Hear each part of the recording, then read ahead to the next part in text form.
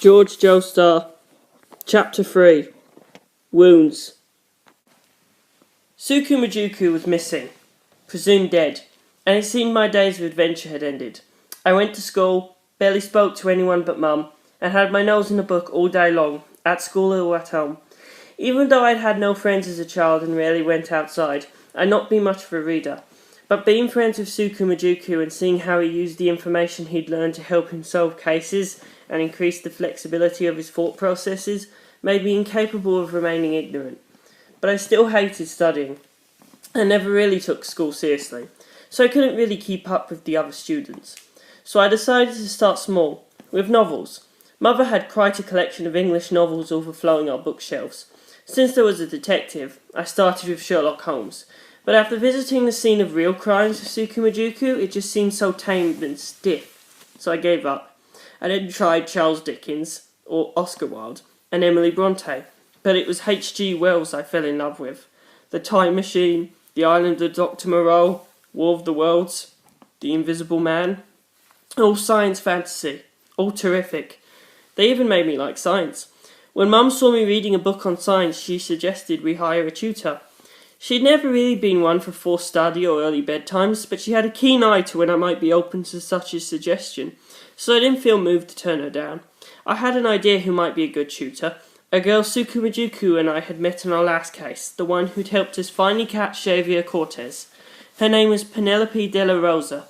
She had a pathological fear of clowns, so when Xavier had haunted her dreams disguised as a clown and tried to convince her to commit a locked room murder, the blow to her system had been so extreme she'd quit school and never left the house. She was quite the beauty, and I thought maybe sharing some stories of good times with Majuku might finally help her cheer up a bit. But when I went to see her, things didn't go so well. She barely gave me the time of day. Sorry, but seeing you makes me remember the clown in my dreams, and I get scared. Whoops. Clearly, I'd been tactless. Now that she mentioned it, while Xavier had been after her, Penelope had been in a state of panic, and was perpetually shivering, even in broad daylight. Oh, sorry to just drop in like this, then. I didn't mean to upset you, I said, and turned to leave. I'm sorry too, George, she said, from the other side of the door she refused to open. You came all this way. I can't stop myself thinking about the clown. But I was glad to see you, and honestly, it's something of a relief to talk to someone like this. I was very glad to hear it. Also, even though nearly everyone I'd met solving cases was Spanish, they all pronounced George, with a G. Majuku's parting gift. That thought made me sad, but there was a warmth to that sadness. I went home. But the next evening, Penelope came to see me, looking very upset. George! She yelled from outside. Surprised I got out of bed. I glanced at the clock. It was 1:30 in the morning. For a moment I wondered if I dreamt it, but then she yelled again. Jorge Joestar! I cracked the curtains and Penelope was standing outside the front door. What is it, Penelope? You've got to help. You've got to do something. Do something about what? Calm down. How can I? He's back. Xavier Cortez is back. It's all your fault. Nothing happened until yesterday. Xavier? This made no sense. The islanders killed him and dumped his body in the sea. Alright, wait a second, I'll be right out. I left the window, went downstairs and burst out the front door. Penelope was shivering in a sleeveless dress and a pair of sandals. She didn't appear to be harmed, just terrified. She collapsed into my arms as I approached. Her body was horrifyingly cold to the touch. Ah! She wailed, clinging to me. I'm so scared. Xavier Cortez is still after me. He isn't, I said. He's dead. You saw the body. They'd beaten him with stones and farm implements until his skull split open. There's no way he could have survived. It was just a dream. Don't worry, he no longer exists. Penelope pulled away and glared to me. No, it wasn't a dream. It really happened. He came to my house. He couldn't have, I said. Perhaps Penelope had finally gone crazy. Frustrated, Penelope yelled through her tears. It's true, and he ran ahead of me of the way here, jumping out at me. Jumping out at her? What do you mean? I'll hear you out. Just calm down and start from the beginning. Look, after you came to visit yesterday, I went back to my room. The door was locked from the inside, and so were the windows. I couldn't get in. locked room. I thought there had to be someone in there at first. I was scared, so I went to the kitchen where my mother was. But the kitchen door slammed shut right in front of me. It was locked from the inside. I got scared and called out and she started screaming, there's somebody in here! Now both of us are in a panic and trying to open the door, but it won't open. Cortez wanted me to kill my mother, remember? She knew that, so she thought it was me again and yelled, Don't do it, Penny! Stop! Don't kill me! I would never do that. Cortez is dead and I'm back to normal. I was so worried about her I tried to kick the door down, but it wouldn't open. That's how you and Sukumajuku used to get in the locked rooms, right? In an emergency, yes. If events were still in progress, we'd attempt to intervene, but normally we try to preserve the scene and look for a key or another way in, or make another way in. People making locked rooms often took a broken down door into account, and would often try and use that to hide evidence. We didn't want to give them the satisfaction. But my kick didn't do a damn thing to that door, so I started throwing myself into it, over and over. At last it broke, and I came rushing in, just in time to see a clown in the corner before it disappeared. I froze to the spot. I couldn't move.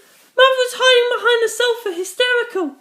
At last she came out and came over to me, but she blames me for everything. She thought I was trying to kill her again. She's sure I hate her now. Penelope's parents had divorced 4 years ago, and Penelope's mother had full custody. Penelope had blamed her for taking away her father. Their relationship had been strained to begin with, and when Penelope started dating a man named Edward, a thug who beat her and sold anything she owned of value, Isabella, her mother, tried to convince her to break up with him. Edward played the two of them off against each other, leaving Penelope alone in the world. He threatened to ruin Penelope permanently if Isabella interfered. In the end, Isabella gave up on her daughter. Then the clown started showing up in Penelope's dreams, face covered in white, with bright circles round his eyes and mouth, a huge grin, a cheery manner, lots of big gestures and calls to the crowd. Penelope found his ridiculous nature deeply frightening. She couldn't move, her body covered in a cold sweat, her heart beating so fast it seemed like it was beating right into her brain. She couldn't even look away, and her breathing grew so shallow she was barely conscious enough to think. Occasionally her eyes even rolled back in her head and she fainted, while still asleep and dreaming. The only person she could talk to about this fear had been Isabella. She's the only one I can trust. I finally realised that, but no matter how many times I tell her, she... Penelope started crying again. I have no idea what to do when girls cry. I just stood there awkwardly and waited for her to stop. So, she continued, still crying. I went over to the window where the clown was, very slowly, ready to run, and I found this. She held out a doll, about the size of her palm. It had no clothes and a shapeless face with eyes and a wide open mouth stitched on. The eyes were white circles with no pupils, and there was blood streaming out of the mouth round its chin. There was a hangman's noose tied round its neck. It's... dead! It's supposed to be me, I'm sure. It's a warning. I'm going to die. Someone's going to murder me soon. That won't happen, I said. But I know basis for this, and Penelope knew that. Still, I thought this was all happening because I thoughtlessly went to see her. Nothing like this had happened before today. Why don't you come in? I said. I led her up on the porch and tried to open the door. It was locked from the inside. Mum? Why had she shut us out? George? Her voice came from inside. Run! What? Open the door, Mum. Suddenly terrified, I began rattling the knob, but the door wouldn't budge. Listen to me, George. You have to run. Mum? Open this door. What's going on? There's a clown in here. A clown? Penelope squeaked. She backed away, almost falling down the 2 steps up to the porch. Oh, George, sorry. I think I brought it with me. This made no sense. Xavier Cortez was dead. I didn't believe in ghosts. Someone living must be doing this. I'd learned that much after 4 years as Sukumajuku's friend. There were no ghosts. There was no magic. Curses only worked on the emotions of those that believed in them. The Chinese were not wizards, and there were no drugs or poisons with special properties that favoured the criminals. Everything had meaning. Everything could be explained logically. The clown on the other side of this door could be explained too. Mysterious clowns only existed in dreams. I put my back into it and kicked the door down. I'd kicked a lot of doors down, working with Sukumajuku, but this was definitely my best ever attempt. The door broke free of the lock, flew inwards and did a full 180, slamming against the inside wall. "Mum!" I yelled, bursting in. Then I saw it, a clown floating in the air, and my mum facing it down. The clown did exist. "Ah!" Penelope screeched behind me. Okay, so the clown was real. Penelope could see it too. A fat little white clown. White hair, white makeup, puffy white clothes. "Penelope, wait outside," I yelled, and grabbed the nearby chair with one hand. "Strike before you think." I swung the chair through the air and hit the clown with it. "Ah!" The chair zipped through the air. The clown vanished. No, it broke into pieces. What the? The chair hit the floor. This wasn't a ghost. I'd never seen a ghost, but this clown didn't vanish like mist or smoke. It shattered into tiny pieces. They were hard to make out, but they were still in the air in front of me. "Mum, you get out of here," I said. "Calm down, George," Mum said behind me. "I don't think the clown means us any harm." "What makes you say that?" "I was quite surprised when it appeared and all the doors and windows slammed shut. When that girl outside, Penelope, appeared, I understood. I don't know how, but I believe Penelope's making that clown. She's making it to protect herself." "Huh?" "George, are you okay?" Penelope asked. I turned around and Penelope had come back up the steps onto the porch and was looking in the door. "Penelope, don't—" "Come in," I meant to say. Suddenly the door slammed shut, and the floating clown manifested in the shadows behind it. Penelope's shriek and my yelp of surprise overlapped. The clown ignored us both, dragged a heavy side table over to the door and wedged it under the doorknob, locking us in. We were in a locked room. "George! Run!" Penelope screamed. "I'm so sorry! I brought him here!" But the clown never looked at me. It just stared at the door, a Penelope on the other side of it. Chair in hand, I moved slowly closer. The clown didn't turn around. I studied it closely. There were cracks on the surface of it here and there, and I could see inside. There was nothing in there. It was all surface. A hollow clown. I moved even closer. The cracks in the clown had frayed edges. I put my face right next to it and could see the threads. This clown was woven out of thread. What thread? I found a single thread dangling down from the clown's hip. I followed it with my eyes. It ran along the floor and through the gap under the front door. "Penelope, step back." "Okay, I'm sorry." She was crying again. I listened for her footsteps on the stairs, then moved the side table aside and opened the door. "Ah! Look out, George! Behind you!" Penelope screamed. She must have seen the clown behind me, so I stepped out onto the porch and closed the door. "Oh, are you okay, George? Come over here. There is a clown right behind you." The white thread ran across the porch, down the steps and over to Penelope. "Wait, George! Your mother! She's still in there with the clown! We have to save her!" Penelope bravely started up the stairs again, so I put my arms around her. She was the one who needed saving. "What are you doing, George?" she said, struggling. "The clown!" My hands were resting on her shoulders, and I could tell her sleeveless dress was now held on by a single string over each shoulder. In the night air, her shoulders were very cold. "My mum's fine," I said. Penelope stopped struggling. She was still scared and confused, but she was standing still now. My arms were around her, pulling her to me, fighting the force of her fear. It had happened again, I thought. Just like Javier Cortez's power over dreams, and Antonio Torres's skin shedding, constant fear and suffering had given her strange powers. I remembered how the trick Javier Cortez had wanted Penelope to use had involved a thread running under the door to turn the key. A very simple trick. It would have bored Sukumajuku to tears, but the fear it had given Penelope was so great, it had led to this mysterious power. I cursed the fear itself silently, holding her close. Eventually the thread from the door dress snapped, a doll in a noose dropped behind the door, and Mum brought it out. I took it, showed it to Penelope, and unravelled it before her eyes. There was a loose thread coming out of the doll's hip, and one tug on that was all it took. The doll came apart that easily. "I know this is hard to believe, but you made all this, Penelope. The clown, the locked room, and this doll. You're much too scared of that clown that wanted you to commit a locked room murder.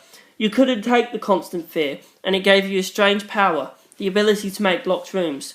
But since you don't want to do that, you make the clown do it, and because you don't want to kill anyone, you kill this doll, and it all gets shut inside a locked room.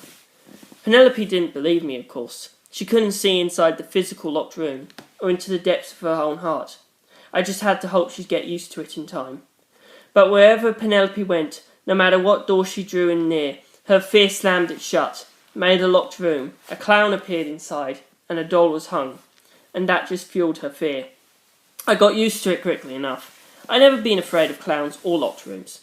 I explained it to Isabella and had her observe the power in action, but she remained terrified and convinced Penelope had been possessed by the devil.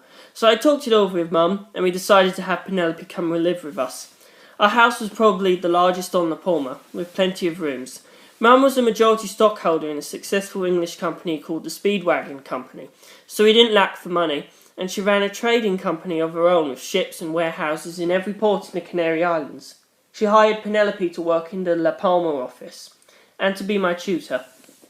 Just standing in front of a door caused it to slam shut and form a locked room, leaving Penelope quaking in the shadow of the house, but I went with her to work, and walked with her around the house, and in time locked rooms stopped showing up at the office and our house. Frankly, I was somewhat disappointed. I mean, just standing in front of a door made Penelope's clothes unravel? La Palma was hot all year, and nobody wore that many clothes to begin with. Penelope wore sundresses and maybe a light shawl over her shoulders, and that's it. Having that unravel, the surface area rapidly shrinking. Oh my. Naturally, I said nothing, pretending to be focused on the problem and not to have noticed anything, but boys, girls see right through this. She picked up on my furtive glances and rapidly covered herself with pillows or nearby bedsheets. I still can't believe it, but that grin on your face makes me think it has to be true. I was grinning. Crap. I mean, sorry Penelope, you're really scaring me here. I was all flustered every time, but Penelope was never really all that mad at me, thankfully. Would I ever be a proper gentleman? Apparently not. One day in February, 6 months after Penelope moved into the Joestar residence, and a while after she'd been able to go to work on her own, she asked me to go with her again. Sorry, George. Just for today, I promise. Yesterday I just got this idea in my head that someone was following me. I'm scared to go on my own. Usually, my job was to go, you made this locked room, Penelope, or the clown's made of Fred and he'll turn into a doll in a few minutes, so there's no need to be frightened. But this sounded more like actual bodyguard work. I was getting nervous already. I mean, when I was working with Supercut, we used to burst in on murder scenes and chase killers around and catch them, but most of the work was done by Supercut and the police, while I hovered nearby shrieking. I didn't ever really fight at all, and I still had no real confidence in my left hook. The only thing I'd really gained from those experiences was courage. Or so I thought. Apparently I hadn't even managed that, because when I tried to stand up from the breakfast table and say I'd go to work with her, my legs were shaking so much I couldn't walk straight and stumbled into the table. All the dishes rattled. Crap. That was a little too frightened. I even surprised myself. Oh, George. Sorry. Are you okay? You don't have to come. Penelope smiled bravely. I'll be fine. She totally knew I was scared. Even though I was embarrassed, part of me was super relieved she said that, and looking forward to getting back to sipping my coffee. Pathetic. I had improved 1 iota since grade school. But before I could say anything, Mum stepped in. No, George, you have to go with Penelope. At least I maintained my dignity. Maybe. But in the sense that both of them knew exactly what I was thinking, probably not at all. I suddenly had a very bad feeling about the day. But I left the house with Penelope.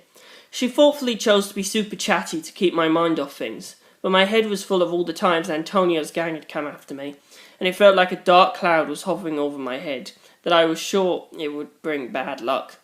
Of course, Antonio Torres was dead, and his primary cohort Julio had long since lost interest, so neither of them showed up.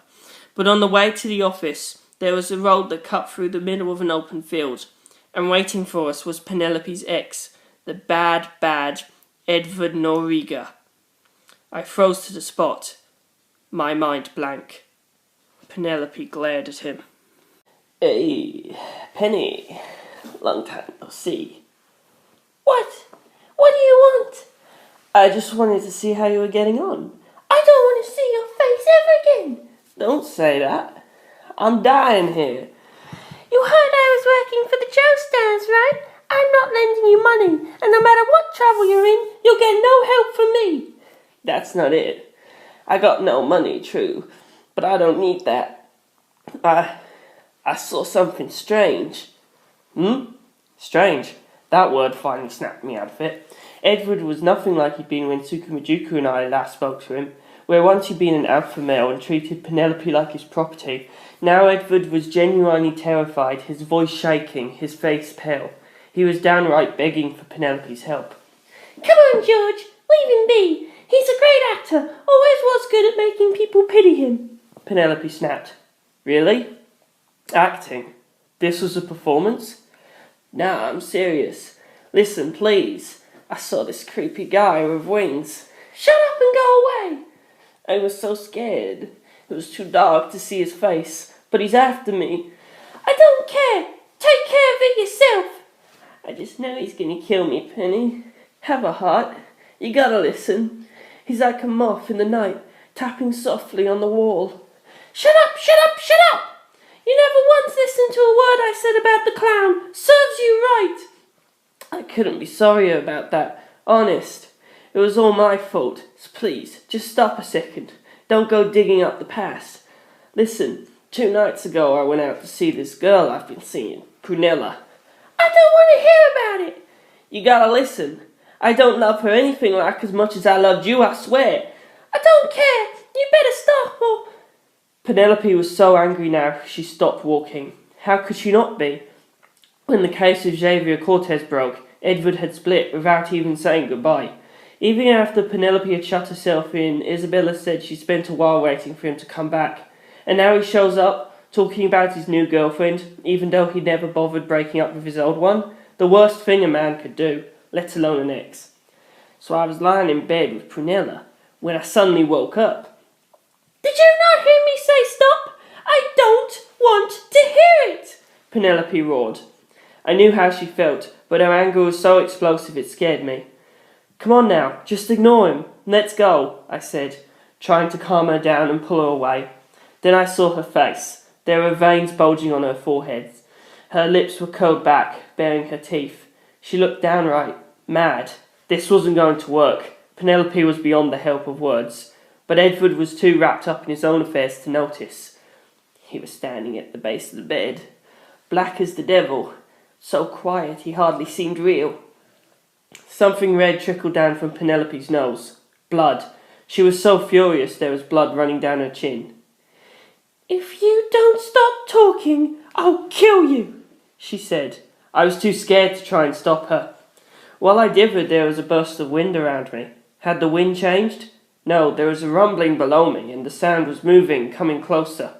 What the... I looked around, half expecting to see all the dogs and cats on the island rushing towards me. But nope. What was actually happening was far more terrifying. The ground itself was moving. It swirled, gathering itself around us. A mound of earth raced by, like a carnivore hell-bent on devouring the crops. It passed behind me, heading for Edward. I knew he wasn't a thief or nothing. Thieves don't watch people when they sleep. They don't wear clothes that make them look like they got wings. I'm gonna kill you, Edward! Stop it now, or you'll die! Both of them kept talking, oblivious to the other. Penelope's nosebleed had dyed her chest red, and Edward's eyes were focused on nothing. The very fact he hadn't noticed what was going on was possibly the most frightening part of all this. Just look! I opened my mouth to yell, but the dirt and grass around him heaved, and 4 walls shot up around him. But Edward didn't stop mumbling. I was too scared to get up. Then he spoke. Close your eyes, lie down, and think about tomorrow, he said. He was about to be swallowed in a 5-meter wide square of dirt. I said, stop! Penelope hissed, another squirt of blood shooting out of her nose. I took one look at her and knew this was all her doing. I don't know what he meant, but I knew one thing. This black-winged man was going to do something awful to me. Just before the earth wall swallowed Edward completely, I saw a black figure standing behind him. It had a round nose and a hat and big hair. A clown. The walls closed together on top, closing Edward in with the dirt clown. The locked room was complete. "If you'd stopped, you'd have lived!" Penelope raged. Penelope had finally learned to make a locked room without using her clothes, and the evil clown inside. Part of me was actually impressed. Penelope's wound had given her concrete power and she turned it into a weapon. Given the source of her powers, I immediately decided to call it a wound. Injury was too coarse, and trauma sounded too medical, and the implication that it was mental suffering was too strong. This wound was both physical and emotional, and grew over time. But this was no time to go naming things. Was I an idiot? I had time to be weirdly impressed later. "No, Penelope, stop!" I said, forcing myself to speak. "Don't kill him!" Penelope didn't even look at me. "It's not me." Of course not. It was the clown. "Edward! Run!" I yelled, dashing towards the locked room. There was no door or window, just the walls. Grass woven tightly together, dirt plugging up the cracks. I tried yanking on the grass, but the holes filled quickly with more grass and dirt. The walls were alive. "Ah!" Edward screamed inside. Had the clown got its noose on him? Fundamentally, the point of a locked room murder was to make a murder look like a suicide. But if Edward died like this, and someone found him, would the police think he built a room of dirt and grass and hung himself inside? I didn't know. But without evidence showing how the locked room was built, without proof it was murder, would the police have any choice but to rule it a suicide? If so, Penelope's locked room murders would be a success. But I wouldn't let that happen. I wouldn't let Penelope murder anyone. I ripped into the grass and dirt walls, forcing a hole open. I had to work faster than the automatic recovery. I got the hole large enough to check on Edward. I couldn't see most of him, but his feet were dangling in the air, kicking. He was hanging. "Stop, Penelope! Don't make a locked room! Break this locked room down!" I shouted, making the hole even wider. Before the grass and dirt could fill it in, I dove in. "No! Don't, George! Come out of there!" Before Penelope's cry finished, the wall closed behind me, muffling her voice. I turned around just in time to see the hole close completely. Edward was dangling from the ceiling, a rope of glass around his neck. Behind him, an earthen clown dangled upside down from the ceiling. "Why'd I jumped in here?" I yelled. There was a snap as the rope dropped down from the ceiling and pulled tight around my neck. It yanked me into the air, hard. The grass dug into my throat, breaking the skin, but I barely noticed. The weight of my body nearly made me blank out instantly. Luckily my neck didn't break, but the noose was choking off my windpipe and jugulars, cutting off the flow of air to my brain. With my blood not moving, my entire body gasped for oxygen. The pain was so great I tried desperately to loosen or break the noose, but it wouldn't budge. Instead, more tendrils slithered down, weaving themselves into the noose, making it stronger. I was starting to panic. The dirt clown moved its face next to mine, watching me die. Now I was really panicking, but I couldn't. Not now. My legs couldn't reach the ground, and this clown was about to make sure I died. I wasn't getting out of this by brute forcing my way free. Think. I had to think. How could I break the locked room? Penelope. Could Penelope save me? No. She'd made the locked room. Penelope had no idea what was happening inside it. Anything that happened would be the clown's fault in her mind. Penelope was even less aware that she was doing all this than the clown staring emotionlessly into my eyes. After Edward and I were dead, she'd cry a while, tell everyone a clown killed us in some mysterious room, and then forget all about it the moment the funerals were over. I couldn't rely on her at all. I had to think of a way to break the locked room myself, without brute force, but that just might be possible. If I could break the idea of a locked room somehow, the point of a locked room was to make murder look like suicide. If I could somehow provide evidence that this was murder, if I could leave that behind somehow, the police would have to investigate further. Then that would destroy the locked room's function. I yelled, not because of this idea, but because the pancakes and tea I'd had for breakfast had come up my throat and were dripping back down into my windpipe. Shit, my breakfast was going to kill me before this noose did. I had to hurry, but carefully. I couldn't screw this up. I pulled my knife out of my back pocket. It was a pocket knife, mostly designed for opening wine. The blade was 3 centimetres long. I kept it around for self-defence because I was pathetic, but today I was very grateful to have it.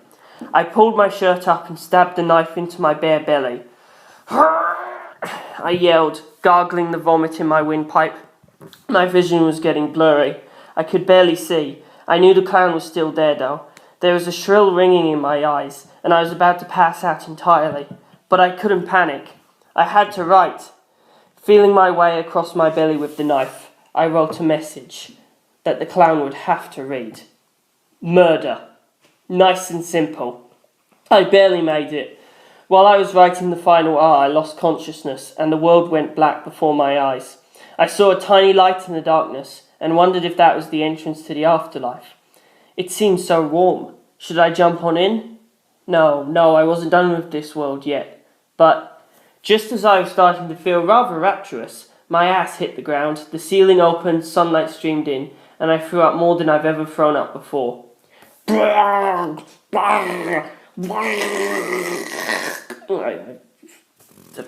apologise for that noise. Once my stomach and lungs and pipes were totally clear, I felt so happy I wondered if I could split this joy with Penelope, who was clutching me and crying. I'm sorry. Edward was unconscious but alive. I was relieved to see it. My belly throbbed, but it would heal in time. Or so I thought, but apparently I dug a little too deep, and the word murder would remain upside down in my belly forever. When the doctor told me this, I gaped at him, and Penelope started crying again, and a familiar voice from the hospital room door yelled, "George, who did that to you?" And I turned to look, and saw Lisa standing there, a little taller, her hair much longer and even more beautiful. I hid my bare belly, and Penelope wiped her eyes and stopped crying. "They're still bullying you? Murder? Is that a threat? George, what have you got yourself mixed up in?" Lisa was jumping to conclusions. 4 years had done wonders for her, but the gulf between her insides and out was already getting on my nerves. No, I did this myself. Don't lie to me. Nobody would ever do that. I had a good reason. Then explain it to me this instant. Shut up. I don't have to explain everything I do to you, I said dismissively. Lisa clamped her mouth shut, her lip quivering, tears in her eyes. Crap. Sorry, Penelope said, standing up. It's all my fault. Forget it, Penelope. It doesn't matter now. But this is the Penelope Mama Erina mentioned? Lisa said, glaring at us. I suppose I should introduce myself. I'm Lisa, right? George and Erina told me about you. Don't you call me Lisa. My name is Elizabeth Straits, Signorita. I cringed. Fireworks were flying between them. Penelope looked ready to make a locked room around Lisa and summon that clown. I had to do something, so I forced myself to speak. What brings you here, Lisa? You coming home with us? Mum will be glad to see you. Or did you already talk to her? Did you go see her first? I suppose you wouldn't know to come here otherwise. We kept your room the way you left it, so... Finding you here was a coincidence, George, Lisa interrupted. I had a question for the doctor here, and saw you'd been hurt. I was a little surprised, that's all. Her tone had softened to my relief. A question for me, the doctor said. Have you had patients coming here claiming to have seen a man with wings, or a man like a moth? So much for my relief. I just heard that exact story. Edward's words. A creepy guy with wings. Penelope looked as stunned as I was. Yeah, the doctor said. We've had a lot of patients wondering if they were having a nervous breakdown. Lisa nodded as if she'd expected that answer. I checked with the police as well. They have quite a collection of reports of this man, and the citizens have formed a watch to search for him. Really? I'd no idea. I barely ever left the house, so I was out of touch with the goings-on around town. At first I thought it was a trick of the light or an illusion, the doctor continued. But more and more people came, so I was forced to conclude it's some sort of massed hysteria. A delusion everyone believed. He paused and sighed deeply. But truth is, he came to me last night, this man with black wings. He really exists. That was no delusion. I don't know if he's of this world or not, but he is real. The delusion even reached the doctor. Should he still be examining people? I looked at Lisa, concerned. Do you remember what happened 5 years ago, George, when Straits and the others came and told everyone not to leave their houses? Of course I remembered. A chill ran down my spine. Is that happening again? Yes, this time will be thorough. I was scared now. He spoke to me. the doctor said, his eyes as glazed over as Edward had been. "Close your eyes, lie down, and think about tomorrow," he said. The exact same line, word for word, even scarier. "Don't do as he says, Doctor," Lisa said. "Lock yourself in your house tonight, and if anything frightens you, retreat even further inside." The way she put it was the scariest. "What happened 5 years ago?" Penelope asked me. "I remember locking myself in, but—" I couldn't begin to answer. The three of us walked home in silence to find Straits and Mum sipping tea in the parlour. The mood was hardly pleasant. In fact, it was so tense I wanted to cry. There was no escape anywhere. Everything on the island was terrifying. After greeting them, Lisa said, "Mama Erina, I think it's time George knew the truth about what happened to his father." Mum put her teacup on the table. "Yes, I suppose you're ready to hear the story, even if it is a frightening one." No, I definitely wasn't, but I couldn't say that or even shake my head. I was already too scared to move. "Should I ride to my room?" Penelope said. Mum shook her head. "You should stay too. This story concerns not just the Joestar family, but all mankind." And then she told the story. I know the name Dio, God in both Italian and Spanish, as the name of an uncle of no blood relation. My father had uncovered the plot of Dio's to slowly poison my grandfather George, and when the police came to arrest him, he'd resisted, and the Joestar mansion had burned to the ground. That much was as I'd heard it, but the ending was different. Dio did not die. Mum's story began with that correction. Dio Brando, he'd kept the name even after being adopted by the Joestars, had stabbed my grandfather right in front of Jonathan and the police, then put on a stone mask found in an Aztec ruin in Mexico. He'd wiped blood across the surface of it, and long needles had shot out and stabbed him in the head. What should have killed him instead turned him into a vampire. He destroyed the police with ferocious strength and fought with my father. In the end, both survived the fire with substantial injuries. My father met a man named Willow A. Zappelli, who taught him a secret method of breathing based on ripples, called hamon breathing. Armed with this technique, my father fought Dio again in a small English town called Win Knight's Lot. Dio could rob a body of all heat in an instant, and my father seemed close to losing, but managed to turn the tables and emerge victorious. But he failed to confirm the kill, according to Lisa's evaluation, and let the vampire fall into the valley. While Dio's body had been destroyed by my father's hamon, he managed to cut off his head before the hamon reached it and survived. He lay low for 2 months without a body, surviving with the help of his zombies. Then he snuck aboard the ship my parents were taking their honeymoon on and fought my father a third time. As my mother reached the engine room they were fighting in, some sort of bodily fluid light beam shot out of Dio's eyes and pierced my father's hands and throat. On the brink of death, my father used his last breath to send hamon whippling through a zombie that attacked, manipulating the zombie into destroying the ship and the zombies on it. My mother wanted to die with him, but he convinced her to take baby Lisa, found crying near her mother's corpse, and climb into the special box Dio had constructed.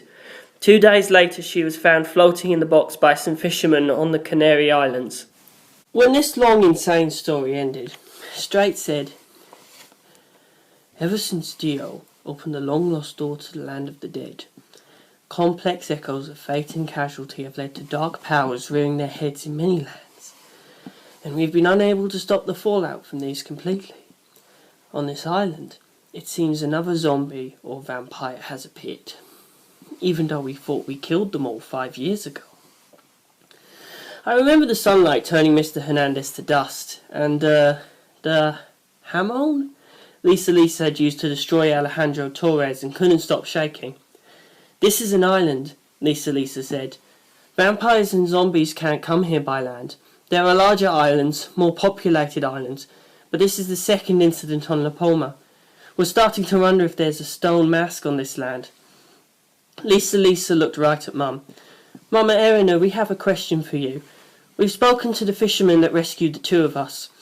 They said they found us 100 kilometres southeast of La Palma, floating in a big black box that looked like a coffin." "Eh? A coffin?" Antonio Torres had called me the White Raft, but it was actually a black coffin. Lisa glanced at me quickly, then continued. It was big enough to fit a full-grown man. There were cushions on the inside, and it was designed to shield the occupant from external blows.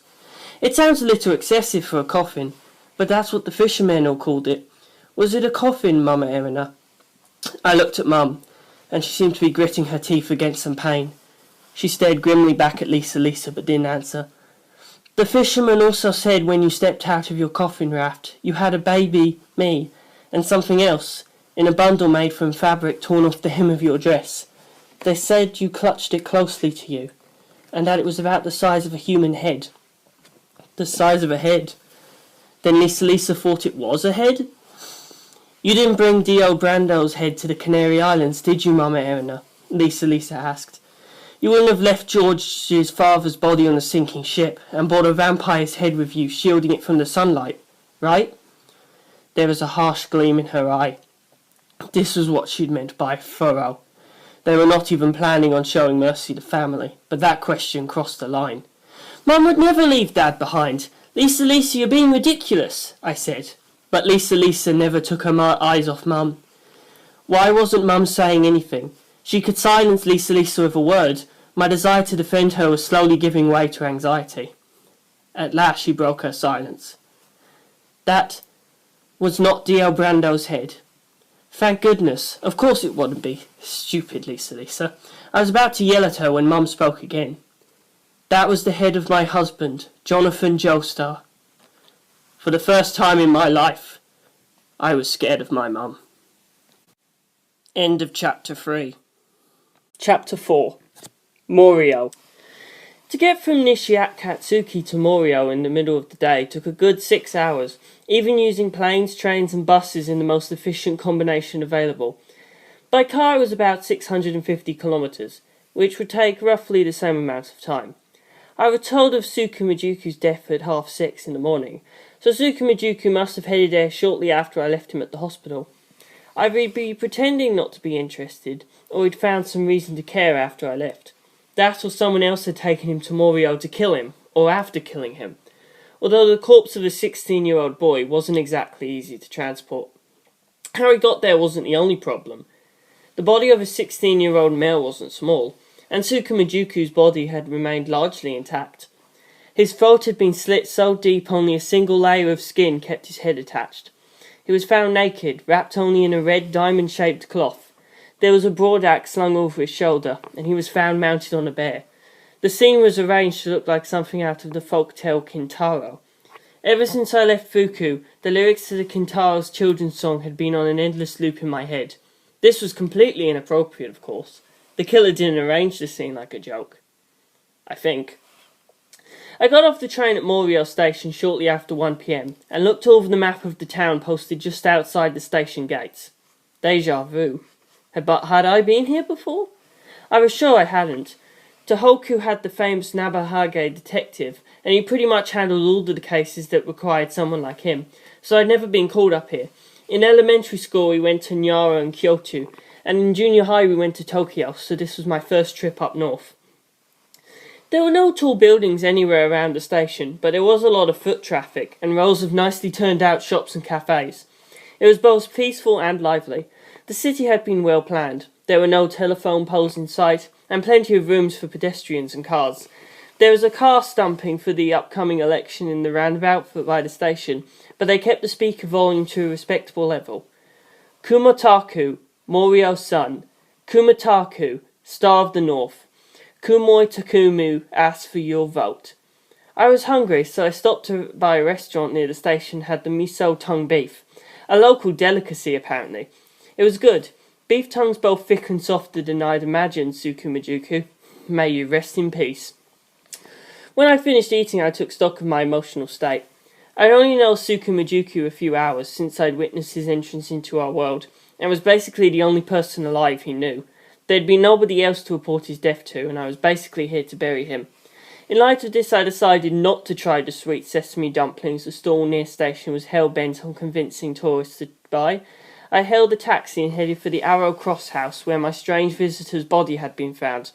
Morioh was in a gentle valley, and once we left the shopping area, we passed through a residential area and soon found ourselves in farmland. The road led through fields towards the sea. As we reached the water, Round hills grew more common, and its topography continued into the water. There were a great number of tiny islands dotting the shallow sea. For a moment they looked like a group of umobozus peeking out of the water. It was quite striking, and tourism-friendly, as the tour boats sailing in and out of the harbour demonstrated. There were a number of souvenir shops, inns and restaurants lining the docks. The Arrow Cross house stood on top of a round hill, the biggest hill around, and the closest to the water, with a fantastic view of the sea and harbour. White walls and a flat roof framed against the blue sky, making it look like a dainty little museum. As my taxi reached the top of the hill, I saw the building's owner standing outside. He was a manga artist named Rohan Kashibi. He was supposedly in his 30s, but to my surprise he looked barely out of his teens. I don't read a lot of manga, and had never really read anything by him, but I knew the name. The Pink Dark Boy series had been running for 20 years, and had recently started Part 8. I got out of the taxi, said hello, and apologised for not being familiar with his work. "Then let me show you my art," he said, and his finger went through the air in front of my eyes, sketching a mysterious boy in a broad-brimmed hat. Not only was I able to make out what he was drawing in the air, I was apparently so impressed with the quality of his life, it felt like I'd been struck by lightning and froze to the spot, unable to move. I think I even passed out for a moment. I don't know if this surprised him or disappointed him, but he gave me a dubious frown, and then said, "I'll show you around the Arrow Cross. I purchased it quite recently, and I've only lived here 6 months. Of all the rotten luck. Here I was, happy to have acquired a bizarre building, and it gets used for a murder. What a cliché. I suppose I'll have to turn it into something worthwhile, but I can't just write the details of a real case into my manga. Or should I be more concerned about finding a place to stay until the case is solved?" He spoke very quickly and frequently changed subjects. Clearly conversing with him was going to be a workout. "I doubt it. It's a big enough house you won't necessarily need to use the room where the body was found, and there seem to be plenty of entrances." "I see. Good. I suppose both Agatha Christie and Ellery Queen both show everyone living normally in the house after a murder, even though staying together just leads to more murders. I always assumed that was forced by the needs of the plot, and would never happen in real life, but I suppose we all believed that one murder's enough to end things, and nothing bad will ever happen to us. And it's such a pain to find a new place to live. Even now someone's been murdered, I find myself quite grateful I can keep living here. In my line of work, I've known plenty of people who fought like this, and then got murdered. I decided not to mention it. Our feet scrunching on the gravel, we did a circuit of the building. There were no bushes or flower beds, but with this view they hardly seemed necessary. "This is a spectacular view, Rohan-san. With a view like this at home, I can see why you wouldn't want to switch to some dumpy hotel." Below us you could see the white sands of Morioh Pearl Beach, and countless tiny islands out in Morioh Harbour. Rohan glared at me, muttering, "Rohan-san," several times. Crap, did I get his name wrong? It was Rohan Kashibi, right? "Nobody calls me Rohan-san," he said at last. "Pardon me, Rohan-sensei," I said hastily. "No, that's not what I mean," he exploded. "There's no need to call me sensei whatsoever. I shudder at the very thought that someone might think I wanted that. I'm simply not at all used to being addressed by the family name. My editors, readers, and even the bank clerks down in town just call me Rohan." Manga artists sure were eccentric, I guess. What he was saying wasn't that out there, but the over-the-top eruption of emotion certainly made him one to watch out for. But "No buts allowed!" he screamed, and went with his fingers again, drawing that boy, and once again I was super impressed. Had I become a huge fan of his quickly, or did Rohan's art have some sort of special power? Eh? Rohan? "You can no longer call me anything but Rohan." What? The word refused to come out. I was trying to address him by his family name, but only his given name would come out. What was this? This was weird, right? Was something wrong with me? Rohan turned and grinned at me. "Please, it's but a small change. Don't worry about it. You're here to solve this murder. Do your job. I have my own job to do, and until the Arrow Cross case is solved, I'll be forever preoccupied with police interviews and people investigating the scene. Like I'm made of time." What did he mean? "Don't worry about it." So he did do something to me? What? He'd just drawn a sketch in the air and made me go vzz. But not just that. He'd done something else. Something that changed me. What did that mean? This was very strange. Something bizarre was happening, something I didn't yet understand. I'd have to be on my guard around Rohan. Like the name Arrow Cross House implies, the building was shaped like a cross, with each point shaped like an arrow. There was no dedicated front door. Each of the arrows had 2 doors, and any of the 8 could be used to get inside. The Arrow Cross is a strange sort of house, Rohan said. It appeared 5 years ago, without any of the neighbours noticing the construction, despite the size of it. For 3 years before that, a different house stood here. So to build this one, they would have had to knock the old one down, or at the very least remodel it considerably. But no permits were ever filed. Furthermore, this house is clearly visible from the harbour, and anyone glancing upwards would have seen people working on it. Yet somehow the Arrow Cross was built without anyone noticing. This is quite a mystery, wouldn't you say? Not only were there no permits for construction, there is no record of sale for the land. It was officially owned by the city of Morioh, and construction was done illegally. They spent some time attempting to locate the owner. When they gave up and decided to tear it down, I stepped in and offered to purchase it. My previous residence had just burned down, you see. This place is perfect. It's quiet here, and the house itself is fascinating. I love not knowing who built it or why. Now, the house that stood here before this one was a very simple square building, but it was also bizarre. It had no windows or doors, no visible entrance at all. I'm sure there was an entrance hidden somewhere. After all, if there was a sunroof or whatever, you'd never know from downhill.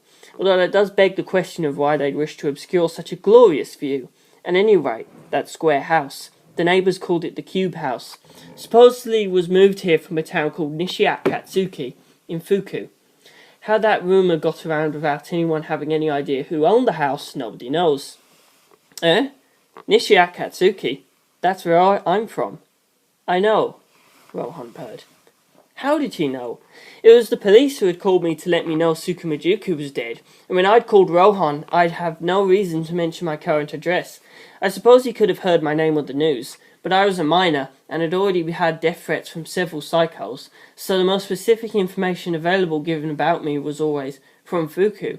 Or did Rohan have connections with the police or those in power that could get him that kind of information this quickly? Whatever. I was more concerned with the fact that Sukumajuku had been murdered here, in a house that had been transported from Nishiakatsuki actually meant. Did you know there's been more than one detective murdered in this town? Rohan suddenly asked.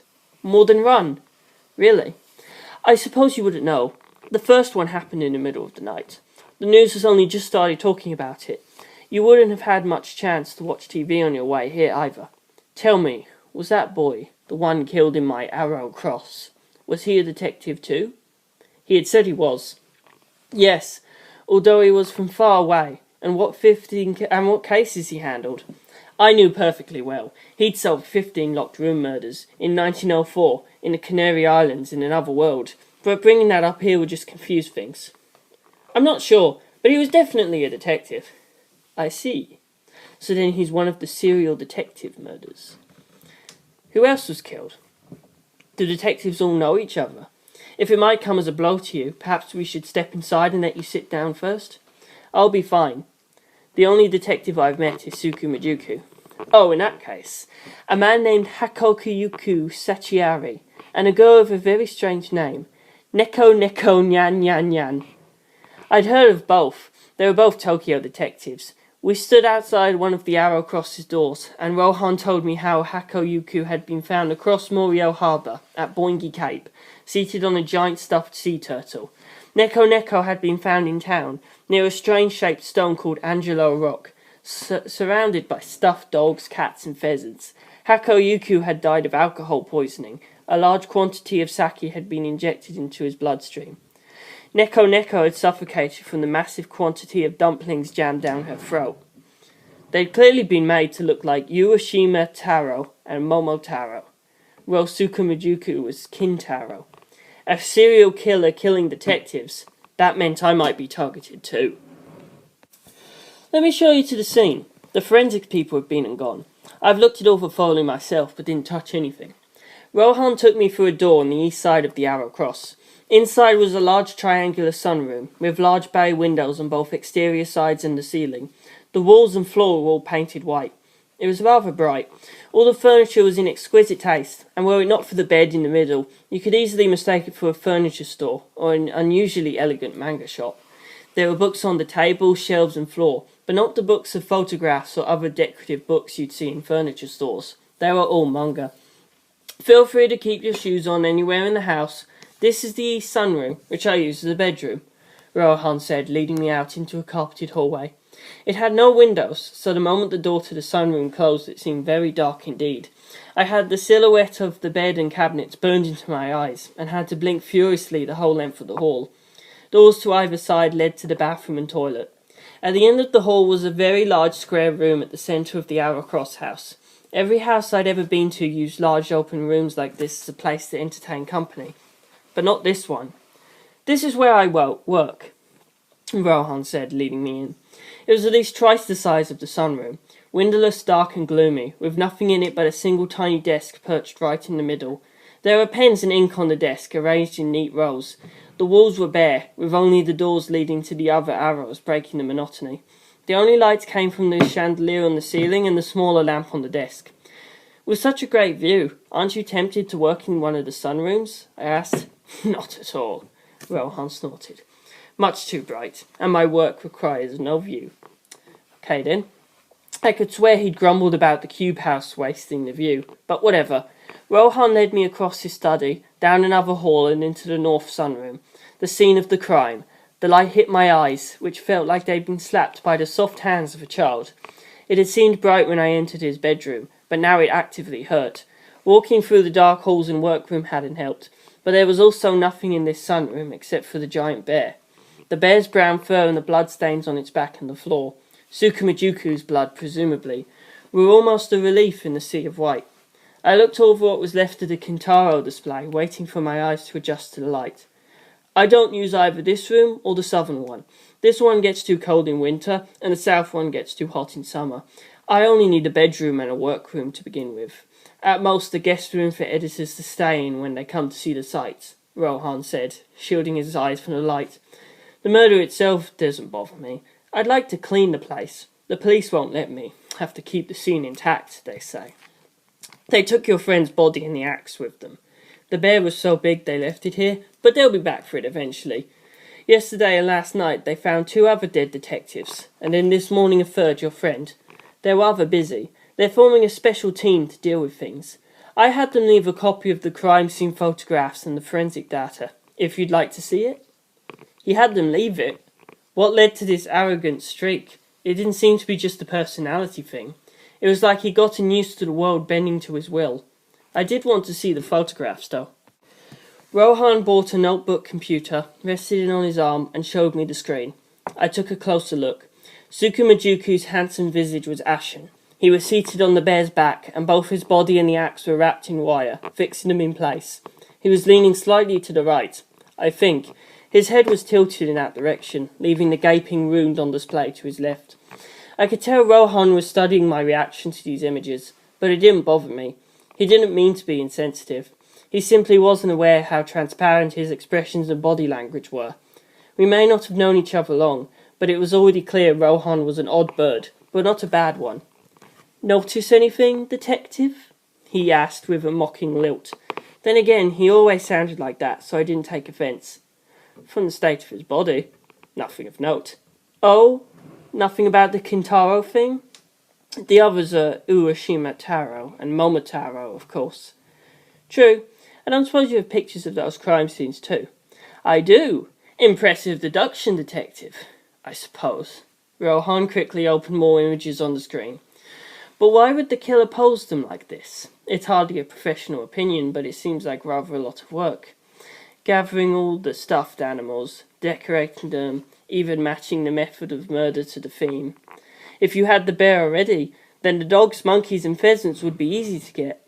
Even the sea turtle must not be that hard to find in a port town like this.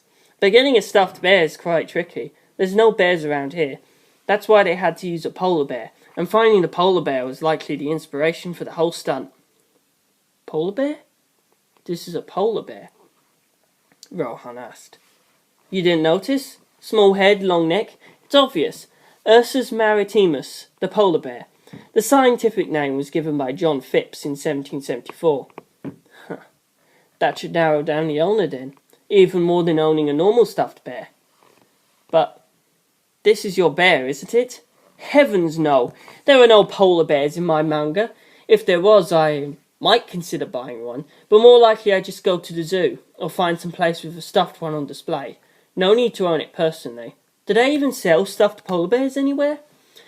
The Washington Convention doesn't specifically forbid the sale of them. Polar bears are listed in Appendix 2. That means it's up to the country of origin whether to grant permission to export them. There were plenty available before the convention existed, so I'd imagine they're obtainable if one desires. But you didn't buy one, Rohan? No. Decorating with animal corpses is not my style. I see. Getting a stuffed animal this size into your house would be very difficult. It would take several people, I'd have noticed. The murder happened here late last night or early this morning. Did you go out at all? Of course not. I was drawing until 2 a.m, then slept until just before dawn. I usually sleep until sunrise, but I woke a little early this morning. Dawn. It starts getting light around 5 a.m. this time of year. Sunrise yesterday was at 20 past 5 a.m. I sleep in a sunroom. Early rising is inevitable. I've never really needed a great quantity of sleep. 3 hours is plenty. I've heard manga artists are always busy. By the same token, I don't suppose you were so exhausted you would have fallen into such a deep sleep you could have failed to notice a group of intruders? It seemed unlikely, but was worth verifying. No. It may come as a surprise to you, but I'm quite high-strung. I'm not saying I'd rake at a pin drop, but I can't see how someone bringing a giant stuffed animal in would escape my notice. How could that possibly be a surprise to me? He might as well have it written on his shirt. But if they put it on a cart or something, and moved it quietly into the house? Quietly depends on how quietly. I'd well like to work in silence, and there are sound absorption panels everywhere. If they were moving it from one room to another, it's possible I wouldn't notice. But from outside, no normal human could ever do it. You walked around the house with me. Our cross is surrounded by gravel, as an anti-theft mechanism. No normal human could cross it without making a sound. Anyone delivering a bear would have made a tremendous racket. Last night I certainly may have been more exhausted than usual. After all, I somehow managed to pick the wrong bedroom. The difference in the morning sky was what woke me early. The wrong bedroom? Yes. My bedroom's in the east sunroom, the room we came in by. But this morning, I was sleeping in the west sunroom. How could that happen? You work in the centre room, and your desk's right in the centre of it, right? Yes. Your desk faces north, so south's behind you, and east and west are to the right and left. Simple. You've been living here for 6 months. Hardly seems likely you walked in the wrong direction. But apparently I did. I like to keep things orderly, you see. I cannot bear things that aren't symmetrical. That's part of the reason I purchased the Arrow Cross. The east and west sunrooms have exactly the same furniture, arranged in exactly the same way. Beautiful symmetry is always a product of human ingenuity. Symmetry is the basis of man-made beauty. We're talking point symmetry rather than line symmetry then. No, line symmetry. The rooms are mirror images of each other. Then something even stranger is happening here. The placement of furniture in the two rooms is reversed. You'd notice the moment you open the door. Yet you fell asleep without noticing? Did you get in bed without turning on the light? No, I turned it on, got in bed, and pressed the switch near my pillow. Do you drink much? I ingest nothing after 9 p.m, and I may have a drink on occasion, but never to excess. I guess these mistakes just happen. After all, I'm not the only one who made this mistake last night. Someone else did. Who? My guest. I'm letting her stay here for the time being. So there was someone else here last night with you? Mind telling me more? I'll introduce you, of course, but please don't mention her to anyone else. She's still in high school. If word got around she was staying at the home of an older bachelor, well, that would be a shame, wouldn't it? She has her reasons. Like, she remembers nothing but her name. Amnesia. So severe even I can't read her past. So I have her help look after the place while she tries to uncover her past and waits for her memories to return. You didn't know her before? Not in the least. She's maybe a bit older than you. Showed up shortly after I moved here. I never imagined myself capable of living with anyone, but I couldn't just throw her out on the street, and she seemed like a nice girl. We're getting along well. What's her name? Reimi Sugimoto. So she made the same mistake as you and got the wrong bedroom? This seemed like a fun way to live. Rohan seemed quietly happy about it too. Yes, she was in my bed, and I was in the bed I'm loaning to her. So awkward. She made the mistake first, but that's no excuse for jumping into hers. At least I wasn't snoring next to her. At any rate, the light woke me up. It was on the wrong side of the sky, and hit my eyes the wrong way. I jumped up, went to my room, knocked on the door. She woke up. I explained the situation through the door, and then moved away so she could get back to her own room. Since she had to cross the workroom to get there, I went into the North Sunroom. That's when I found Tsukumajuku's body. From romantic comedy hijinks to grisly murder. I suppose the simplistic layout and lack of furniture make such accidents possible, Rohan continued. I wasn't drunk, and I'm such a light sleeper the difference in the morning light was enough to wake me. So I don't see how it's possible I could have slept through someone carrying a stuffed polar bear into the house.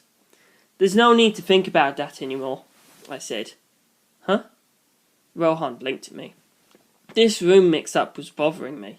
Why would that happen, to both at once? This meant something, but I didn't know what yet. So why is there a polar bear here? This, I knew. The stuffed polar bear was not brought into the house at the same time as Tsukumajuku's body. It was already in the house, probably in this very room. What? Here? This gigantic stuffed animal? Rohan raved at it. It was 2.5 meters long. If it had been standing, it would easily have topped 3. Since when? Have you gone on any trips since you moved into the house? No. Not because my work schedule keeps me here. I simply had no place I needed to research. I didn't care. So you were working at home every day, which means it would be quite difficult to guess when you go out. Odds are this polar bear's been here since you moved in. Since I bought the place. Yeah. Then how do you explain me living here without ever seeing it? Do you take me for a blind man? Rohan, it's almost evening. Before the sun goes down, let's try an experiment. Yes, let's. But first let me ask. Do you want this stuffed animal? Not at all. I ask because you are technically the owner. Now where's your washroom? What? Why? I need to borrow your hair clippers. The top of Rohan's head was nicely styled, but he wore a strange jagged hairband, and the hair beneath that was neatly trimmed. This didn't seem like a hairstyle you'd ask for at a hair salon, so I was sure he maintained it himself. I was right. He took me to a washroom and handed over a pair of clippers. I also borrowed a broom, dustpan and towel. I'll have you know I'm not a fan of loaning such things to other people. Like I said, I'm very high-strung. I'm not using them personally, I said. We went back to the sunroom, and I began cutting the polar bear's hair, removing the bits covered in brown paint. Ah! Now I can never use those clippers again. I hope you'll be paying me for those. I'll send you a bill. Seriously. I brushed Rohan aside. Please, you're being distracting. Why don't you go call Sugimoto? I'd like to meet her, hear her side of things. Wait in your workroom till I call you. You're not going to be rude to her, are you? I won't stand for it, he muttered, and left. I concentrated on shaving the bear. Eventually it looked like a polar bear again. Good. I swept the hair into the dustpan, but there wasn't even a trash can in the room, so just had to leave it in the corner. I wiped the floor with a towel. I went to wash the towel off, and on my way to the washroom I found Rohan peeping in the door from the workroom. Just a few more minutes. Ah, you even wiped up the blood. Don't look at me when they yell at you for destroying the scene. Yeah, don't worry about that. With the blood gone, the sunroom floor was bright white again. Good. I put the towel down by the dustpan and left the sunroom to get Rohan. He was alone in the dark workroom. Was Sugimoto out? No matter. The experiment's ready. Come on in. Rohan was seated on the corner of his desk, and he jumped up and trotted over. So, we're experimenting with my supposed blindness? Yes. Did you hide the polar bear somewhere? No, I'm just checking to see how blind you are. What do... he started, but as the door swung open, his words trailed off. Huh? The bear. It's here. I thought so. He couldn't see it. The bear had its back to Rohan. I explained. Polar bears have evolved to enable them to hunt in snow. Their hairs are hollow. The hollow serves to scatter the bright northern light, making their entire bodies glow white and preventing their prey from seeing them approach. Their bodies cast no shadow. This also allows the light to reach their bodies directly and warm them. Rohan, right now you're a seal in the snowfield being stalked by this bear. In this right room, with sunlight streaming through these massive windows, and the white gravel and white sand beach outside the room, the polar bear's hair scattered the light just enough to trick your eyes as you enter from that dark workroom. No, no, no, no, no, no, no, no, no, no, no, no, no, no! Rohan reacted to my deduction injection with such a bizarre noise I had to burst out laughing. But this was no time for laughter. This wasn't a trick the killer had intentionally prepared. You were so busy working since you moved in you put nothing in this north sunroom, and almost never came in here. And even if you did, you were blinded by the sunlight and never saw the bear. But it was always here, and it's in a glass room, so at other times of day or other angles, anyone doing anything but peeking through the door after working in a dark room would have seen the polar bear. The girl you lived with never imagined you hadn't seen it, and never thought to bring it up in conversation, but she knew it was there. Supercuts' killer saw it too. That's why it occurred to him to use it in his Kintaro display. You see, that was the start, Rohan. That's what gave him the idea. But this is the third murder. He simply chose to use it later in his spree. But because he had the bear, he knew he could pull off Kintaro. Because he could do Kintaro, he decided to do Urashima and Momotaro. Based on the difficulty of each display, that must be how he arrived at the plan. Now Rohan, Kintaro, Urashima and Momotaro. The three famous taros, all famous folk tales. Will there be more murders? There's plenty of other folk tales, so I picked 3 with characters named Taro. I've no idea. There must be a meaning, but the 3 famous ones are already used. Do you know of any other folk tales with taros? GGG. But that's not a folk tale, and the anime song isn't a children's song. Then Obake Q is out of the running as well. Indeed. I can't think of anything else. Neither can I. Perhaps there are local legends about something taros here and there across Japan, and songs about them, but this type of display holds no meaning if the people viewing the display don't get it. Occasionally you'll get a killer doing it for the art or something, but in that case these 3 are too simplistic. If there were a 4th murder, the display would have to be based on a legend so much less famous it wouldn't fit. I think we can probably assume this serial detective killing has ended at 3. If I was the killer, I would have revealed an original Taro for the 4th murder, Rohan said. Mere distractions. I ignored him and reviewed my theories. 3 cases. 3 points. That made a triangle. Rohan, can you show me the exact locations of the other cases? I took out the map I'd procured at the station, and Rohan confidently pointed them out. I wasn't sure how Rohan had come by this information, but he had it. Rohan had some power I didn't yet understand, but I could deal with that later. I marked the locations where Hakuyuku, Nano Neko, and Tsukumajuku were found, and drew a triangle. Then I took out the hand-drawn map of the world Tsukumajuku had made. The world fitted with oceans, pieces of Panlandia scattered across it. I compared it with the Bermuda Triangle he'd described. I was right. The triangle of dead detectives matched the shape of the Bermuda Triangle exactly. Tsukumajuku travelled here through time via this triangle. What could that symbol mean here? What is that strange map? Rohan asked. It's a map of the world, isn't it? I see Japan, in the strangest place. The whole world's been scrambled. This is a map Tsukumajuku drew for me before he died. It looked like you were comparing the triangle drawn on that map with the triangle drawn by these 3 murders. Do you think there's some connection to that map? Not everything has meaning. Moments of synchronicity seem so bizarre our minds naturally attempt to extract meaning from them. Meaning that isn't there. I met Rohan's eye. I disagree. There's an important inflexible law that defines the world. Everything has meaning. Nothing's out of place. That's only true in mystery novels. But I'm a detective. The moment I get involved, the rules of the world shift to my genre. Such confidence. Or possibly madness. So this is a mystery novel then? Then let me say this. If I'm involved as well, if this is happening here in Morioh, no one set of rules can define anything. The very laws of physics are distorted beyond recognition here. In Morioh? What did that mean? Rohan was clearly hinting at the power he seemed to have. Was there something specific to Morioh that caused it? Or were there other people with powers like this here?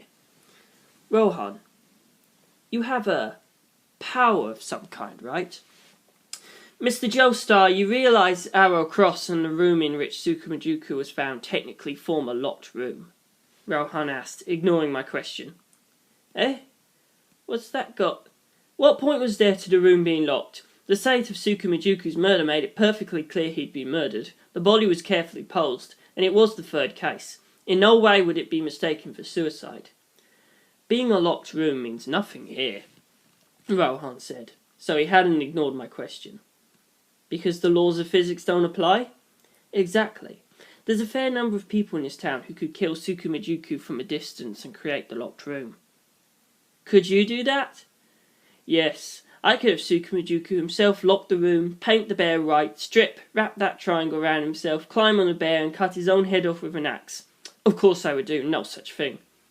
You can make people do things, like hypnotism. Very similar, but much less ceremony, and much harder to resist. So, I hesitated, then decided to say it. This is a superpower? Is this a town full of people with superpowers? We call these powers stands. The main difference from typical comic book superpowers is that each stand has a visible form. It may look like a person, an animal, an insect, a boat or a car, a fishing rod or a key. But because these images appear to stand beside their users, we call them stands. And stand masters find themselves drawn to one another, like a magnetic attraction. Morioh is just one such pole. I shuddered, at a loss for words. Superpowers. I had to solve a case in a world where they existed. It was too late to back out now. I was already part of this. Everything I'd known went flying out the window when Tsukumajuku appeared. Everything had meaning. Nothing's out of place. I repeated my own proclamation like a mantra. I had to make my deductions with this new information in mind, and if I was truly a detective, I'd be able to pull that off. Speaking of strange laws of physics, Rohan said. I knew I didn't want to hear this, but I had to. I needed to know everything. What? This morning, when I woke up in the rest sunroom after accidentally sleeping there, I looked at the north sunroom. Those big windows are perfectly parallel, and the doors at the back of the arrows are also made of glass, so I had a good view of the inside of the north sunroom. The polar bear is quite tall, and if Tsukumajuku's body had been on its back, I would certainly have seen it. I couldn't see it at all, Mr. Joestar. Rohan seemed to pity me. When I woke up, the polar bear and Tsukumajuku's body were not in the sunroom. The sun had not yet risen, and the sky behind the north sunroom was a dull orange. The polar bear's hairs would not have had enough light to reflect to make it invisible. I'm certain of it. There was no Kintaro display in that sunroom when I woke. I'm afraid your theory the polar bear was always in the room doesn't hold water. After my coincidental glance at the north sunroom, I got out of bed, crossed to the east sunroom, spoke a word or two to Sugimoto, went to the north sunroom, and found the Kintaro display. In other words, during the couple of minutes, no, 1 minute that I was inside, the killer would have had to murder Tsukumajuku, move the bear in, arrange the display, and escape from the locked room, all without being seen by me on my way to the sunroom, and without stepping on any of the gravel that surrounds the house. I think it's clear this was not the doing of any normal human, no matter how crafty. Certainly seems that way. I don't mean to frighten you, but 3 other detectives have already been murdered. You should consider your own safety. You appear to be a skilled detective, but I doubt there's anything someone without a stand could do here. Was that true? If everything has meaning, then my coming here means something, Rohan, I said. I have a role to play here, that much is certain. Rohan, could you tell me more about these stands? People like us never share the details of our powers with others. But for some reason, I find myself drawn to you. Don't misunderstand me. I'm speaking of the magnetism I mentioned earlier. For some reason, I find myself convinced our meeting isn't a coincidence. Naturally, I said. I was more or less summoned here. Invited, by means of a threat. Rohan, do you know... Huh? What? I couldn't finish the sentence. I know the name a moment ago, but now it wouldn't come out. I wanted to ask if you knew the name. What? Sorry, I was going to ask if you knew a name, but suddenly I can't remember it. I was a detective. This never happened. It can never happen. Had I simply forgotten? No, that couldn't be. My memory never failed me. Rohan was staring at me in silence. Did you do something to me? He nodded. Yes. If you say that name aloud, you'll die. What? Was Rohan threatening me? What had Rohan done to me? Stolen my memories? No. Rohan had also forced me to call him just Rohan. His power was similar to hypnotism. So he was controlling me, making me forget that name. What kind of power would make that possible? Then you do know that name, Rohan. I know the name, not his face. Can you tell me? No. Speaking his name means death. You explode. Explode? What do you mean? Your body's blown away. Fire and shockwaves. Everything turns to ash, down to your hair and fingernails until there's no trace of you left. You're killed by a bomb or something? What kind of bomb could demolish the body that thoroughly? Your entire body's the bomb. What do you... Before I could finish, the doorbell rang. It made a noise like a phony violin, and took me several seconds to work out it was a doorbell at all. Oh, they're back, Rohan said. His eyes went dead. What was wrong with him? I wondered. Sorry. Could you get them to leave? I know them well enough, but lately they've been ignoring me. Very vexing. Ignoring him? You should really handle that yourself. I wasn't here to mediate childish squabbles. Come on, you're a detective. Running off people who interfere with the investigation's part of your job description. They'll definitely get in the way. I promise. How do you know them? I asked, looking. 3 boys in school uniforms. They looked to be about my age. They were walking around the house, moving towards us. 2 of them looked like thugs. I could see why I'd want to avoid them. They're kids. You sure they aren't your fans? They aren't fans. Just a pain in my ass. Every time they show up, they bring trouble with them. I'm going back to my workroom. You get rid of them. Rohan turned and basically fled the north sunroom. But as he opened the door, he paused and said, You too, Sugimoto. I turned to look, but only Rohan went through that door. My head was swimming. Stands, a murder display in a locked room made in 1 minute, a name hidden from my memory, Rohan's odd behaviour. This strange building, the strange events inside, the Arrow Cross house and the Cube house. There was even a girl with amnesia. Rohan was a little weird about her. He'd been speaking to empty air, as if there was a girl standing there. I opened the door and stepped outside. I had to get the facts. When the 3 boys saw me coming out of the Arrow Cross, they moved into an attack pattern, placing themselves on all 3 sides. The 2 thugs had the same face, and they were probably twins. One went to my right, the other to the left. The boy in front of me looked like a nice kid. He didn't look like the sort who'd be friends with the other 2. He raved, smiling. Hello! I bowed. Good afternoon. There was a murder here today, but we saw you in the window and came to check it out, he said.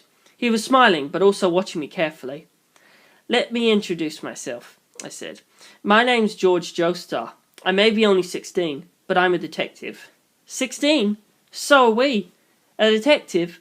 But you shouldn't be in a place like this alone. After all, the one murdered here was a detective too. Yes, I knew him. Oh, I see. My condolences. So you came to investigate? Exactly.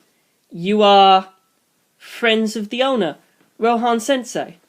And he told me to run you off. I see. Well, sorry if I spooked you, but Rohan gave me permission to be here. So... Rohan did what? The thug on my right snarled. Don't you fucking lie to me! Interestingly, he made no attempt to get in my face the way most thugs would. He had his hands in his pockets and was standing a good 3 meters away. His body language made it clear he was ready to pounce, and I was suitably intimidated. His twins kept the same distance and was watching me quietly. This was clearly their natural fighting distance, out of my reach, but they could reach me. They had powers, stands, that had forms of their own. "So," I said, "you've got your stands out then?" The boy on my right snapped. "You could fucking see them!" he roared. Something grabbed me by the throat. He didn't move at all. Something else had its hand round my neck and was lifting me into the air. An invisible hand. I could feel the palm and 5 fingers. It was shaped like a human, but it wasn't human. Rohan said some stands were humanoid. This was clearly one of them. I tried to grab the hand, but my fingers passed right through it, catching only empty air. When he saw that, the thug looked surprised. "You can't... What? You want a stand, master? What the hell are you doing here? What do you know about Rohan?" His stand slammed me up against the arrow cross window. "What?" I managed. "Where's Rohan? Don't you even think about lying." "Where?" "He's here," I said, betraying Rohan's trust immediately. I didn't have much choice. My vision was quickly blurring. I was about to pass out. "Here? What are you talking about? No one's seen him for 2 weeks. Don't you fuck with me." "He was missing. Lately they've been ignoring me," he said. "But they called him Sensei and were clearly searching desperately for him. That's why I was dangling in the air like this. This didn't add up. How could they perceive the situation so differently?" The other thug turned towards the house and yelled, "Rohan Sensei!" The smiling one was watching me closely, saying nothing. The flow of blood cut off. My brain was gasping for oxygen, but I forced it to think. "Rohan Sensei!" Thug B yelled again. "Rot," Rohan said. "Honestly, you're the worst," I heard him mutter. But Thug B asked, "Remy, has Rohan come back?" Like Rohan said, were they ignoring him? "This ain't right," Thug B said. "This murder today. I'm sure it was him.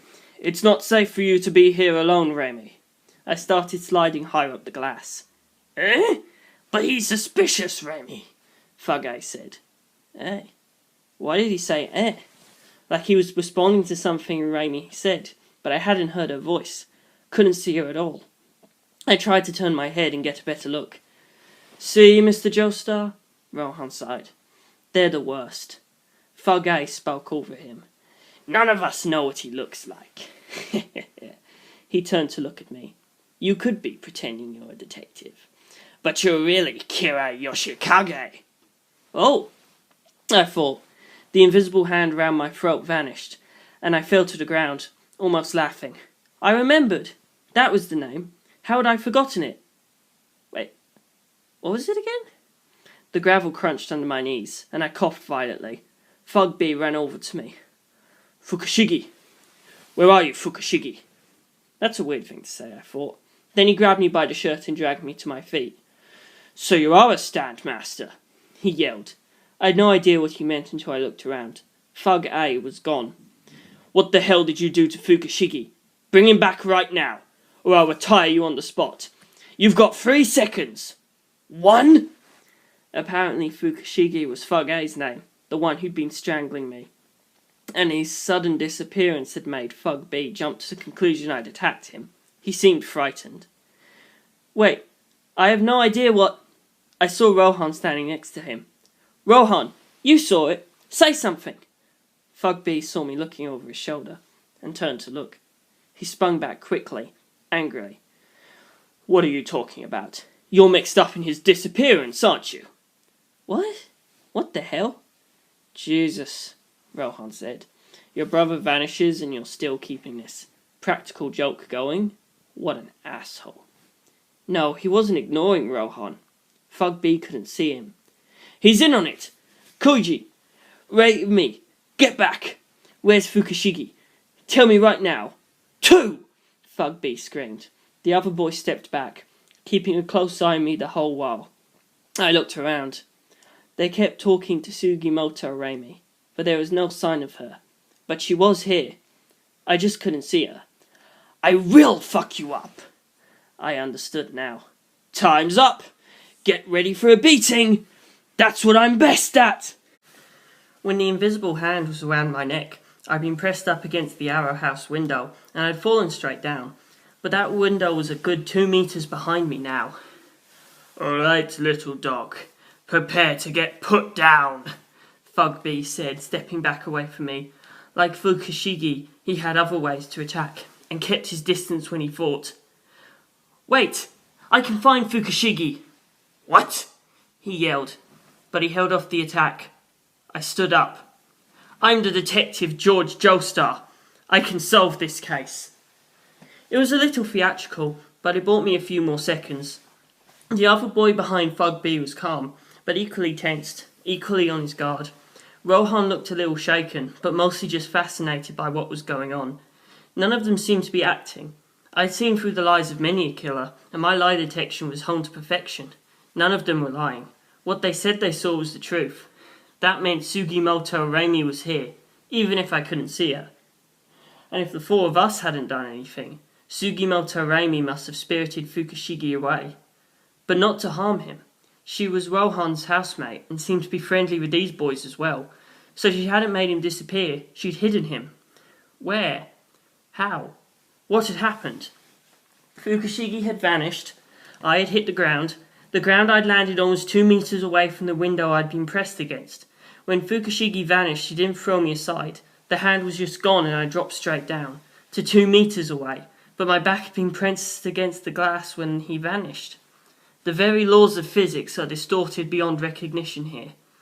I had to accept this new rule. I hadn't moved. The window had moved 2 meters forward, dropped me, and moved 2 meters back. In an instant. The window moved on its own. That wouldn't be enough to hide a big guy like Fukushigi. You'd need to move something bigger to hide him. But what? I went over to the rest sunroom window I'd been pressed against, bent down and moved the gravel aside. There was nothing but dirt underneath. The outer walls looked like they went underground, but I looked closer and saw a faint line running across it. A gap. Forget the old physics. Okay. I stood up and ran through it again. Why had she needed to hide Fukushigi at that exact moment? What had he done? He'd said that name, then vanished just as I remembered it. The name I couldn't remember was the key. Of course it was. Rohan had told me as much. Speaking his name means death. You explode. Your entire body is the bomb. I should take that literally. If you said that name, you'd explode and die. But Sugimoto Arami had prevented that. She had put him in a vacuum to prevent the explosion, by placing him under the house. This was Sugimoto Arami's power. But she wasn't a standmaster, nor a human. If she was, I'd have been able to see her, just like the 3 boys. I couldn't see her, because she wasn't a standmaster. Fukushigi had proven I wasn't. Being able to see stands was proof you had one, and I couldn't see Rami, the girl with amnesia. Or not. She was a stand, a humanoid one. She wasn't human, so she had no memories. Stands didn't simply stand by you, they had powers. Sugimoto Arami's power, difficult as it was to believe, clearly allowed her to move the arrow cross. She had moved the building to hide Fukushigi. And one other. I looked at Rohan.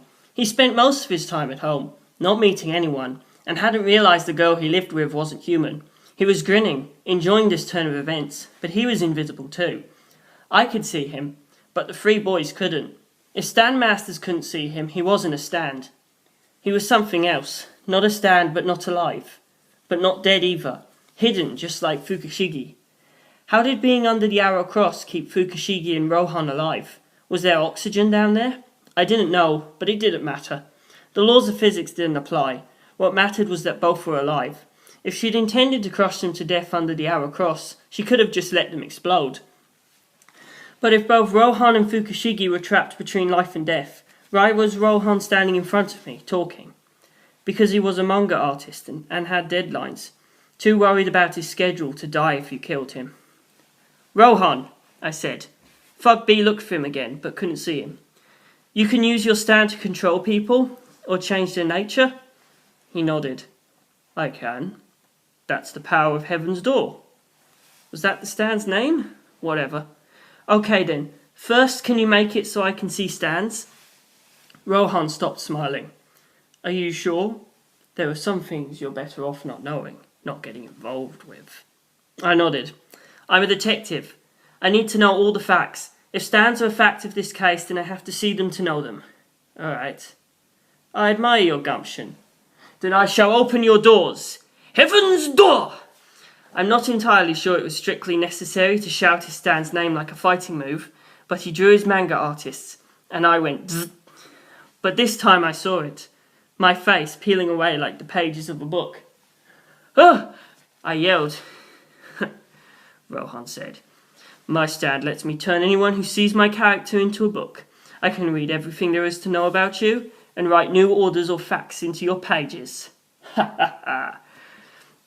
Trying to keep the pages of my face from flapping in the breeze, I glanced over at Fug B. There were strange dolphins floating in the air next to him. 3 of them. If you're a book, he said, then that means Rohan's alive and with us? Yes. Who are you staring at? He growled. I looked at the boy next to him. He had a propeller on his head, like something out of Doraemon. Yeah, it's kinda lame, he said, bobbing his head. Surprised, I almost laughed, but caught myself in time.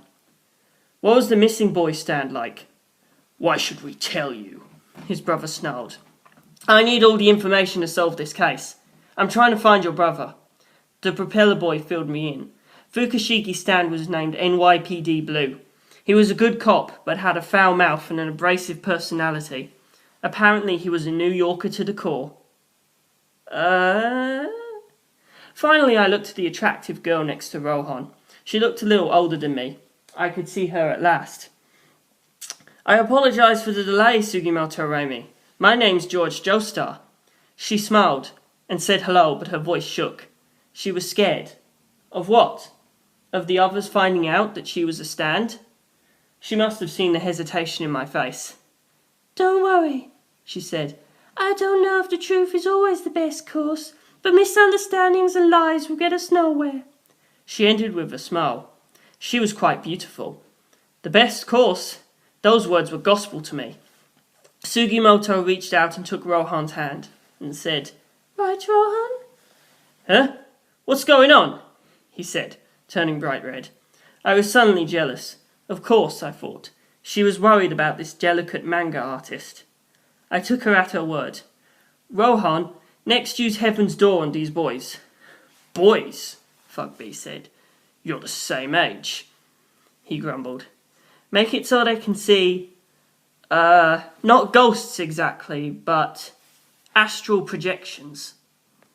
Rohan caught my meaning and looked stunned, but the moment Heaven's Door made the change, the 2 boys could see him. Amid their cries of jubilation and surprise, I explained my thinking. Had Sugimoto let me under the Arrow Cross house to check the suspended bodies of Rohan and Fukushiki? Rohan stared at himself wordlessly, and then looked at Sugimoto, who he now knew wasn't human after all. So what happened to all the food and coffee you had? A waste of my supplies, he said, making a show of sulking. Sugimoto just smiled. Sorry, but I wanted to eat with you. Look, I'm not mad about it or anything. They were just flirting. We moved back inside, and I had them explain the basics of stand powers as we did. I had Sugimoto move the building, did an experiment to prove a theory of mine, and was sure that I had solved another mystery. So this explains how the murder display and locked room could be created in 1 minute, Rohan. When you finished working last night, you went to sleep in your own bedroom, the east sunroom, like you always do. There's no way you could get up from your desk, turn the wrong way and leave through the wrong door. Even if you somehow did, with the furniture in the rest sunroom laid out in the mirror image of your own bedroom, you're much too high-strung to have, if you'll forgive the expression, to have missed it. You went to sleep in the east sunroom like you always did. But when dawn arrived, the house had been turned 180 degrees, and you were on the west side. The light was odd enough to wake you, and you assumed you must have gone to sleep on the wrong side. You got up to trade rooms with Sugimoto, but before you left, you glanced at the empty north sunroom, which was actually the south sunroom. Since you don't use the south sunroom, it was naturally empty. Rohan, did you happen to look south at all? At the actual North Sunroom? No, I didn't. If you had, I'm sure you would have seen the Kintaro display already completed, and it was bright enough that if you'd stopped to look, you would have noticed everything in the room was backwards. Because everything was laid out the way you were used to, you didn't notice in the few seconds that you were there.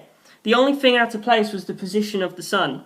So you left the east sunroom, which was on the west side, crossed the workroom, woke Sugimoto in the west sunroom, which was on the east side. When she woke, Sugimoto noticed the building had somehow turned and immediately turned it back. She did this while you were in the workroom, headed for the hallway to the north sunroom. Without you noticing, the north sunroom moved from the south side of the building back to the north, where it was when you found Tsukumajuku's body. Sugimoto nodded. That's more or less accurate. I didn't consciously turn the building back, but when I woke up, the building did turn 180 degrees, back to the way it normally sits. But that means, Rohan started, but I didn't let him. Yes, this only makes sense if the centre of the Arrow Cross house, the square room you use as a workroom, does not turn with the 4 arrows. That's what I just verified. As I thought, no matter how fast the house is spinning, the centre room doesn't move at all. The laws of physics didn't apply. Conventional logic would never have allowed me to reach this solution. Only once I absorbed the logical contradictions of it could I reach the truth. I believe the 4 arrows in this central building are not actually linked. They appear to be part of the same building, but are technically 2 different pieces. I had my eyes fixed on Sugimoto, but I could see Rohan's jaw drop next to her. Remember, Rohan, there was originally a building with no windows or doors on this hill.